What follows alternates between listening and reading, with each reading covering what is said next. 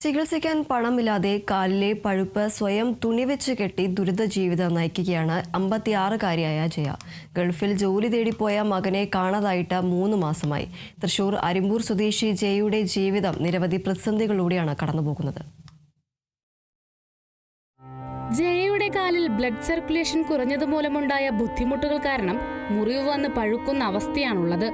ആദ്യം തൃശൂരിൽ ചികിത്സിച്ചെങ്കിലും പിന്നീട് പോയി വരാനുള്ള പണമില്ലാത്തതിനാൽ അരിമ്പൂർ പഞ്ചായത്തിലെ പ്രാഥമികാരോഗ്യ കേന്ദ്രത്തിലേക്ക് മാറ്റുകയായിരുന്നു.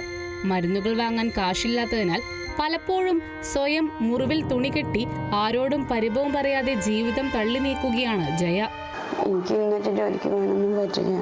10 വർഷമായി കാലുമതിങ്ങനെ ഒടിഞ്ഞ് നീര് വന്ന് പൊട്ടിപ്പഴുത്ത് ഒന്നിനും പറ്റാണ്ട് ജോലിക്കൊന്നും പോകാൻ പറ്റാണ്ട് ഇരിപ്പായിട്ട് അതുകൊണ്ടാണ് വളരെ ബുദ്ധിമുട്ടിലാണ്. 9 വർഷങ്ങൾക്ക് മുൻപ് ഭർത്താവ് ഉണ്ണിമേനോൻ മരിച്ചു. 3 വർഷം മുമ്പ് ഗൾഫിൽ ജോലി തേടിപ്പോയ മകൻ രാഹുലിനെയും കാണാതായി. മകന്റെ നമ്പറിൽ വിളിച്ചു നോക്കിയെങ്കിലും മറുപടി ലഭിച്ചില്ല. മകനെ കണ്ടെത്താനായി എന്തു ചെയ്യണമെന്നറിയാത്ത അവസ്ഥയിലാണ് ജയയും മകളും. ഇവരുടെ ദുരവസ്ഥ കേട്ടറിഞ്ഞ അരിമ്പൂർ പഞ്ചായത്ത് ക്ഷേമകാര്യ സ്റ്റാൻഡിംഗ് കമ്മിറ്റി ചെയർമാനും മറ്റ് ജനപ്രതിനിധികളും മകനെ കണ്ടെത്താൻ വേണ്ടത് ചെയ്യാമെന്ന് അറിയിച്ചിട്ടുണ്ട്.